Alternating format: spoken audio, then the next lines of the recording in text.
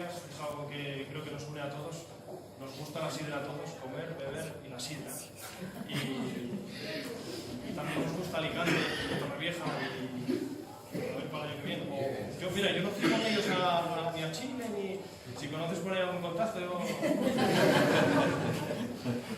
Entonces, para finalizar y agradecer vuestros aplausos y nada más, queríamos agradecer todo el trato que hemos recibido durante todos estos días y es espectacular. Da gusto venir aquí y encontrar tantos asturianos. No pensaba yo que había tantos.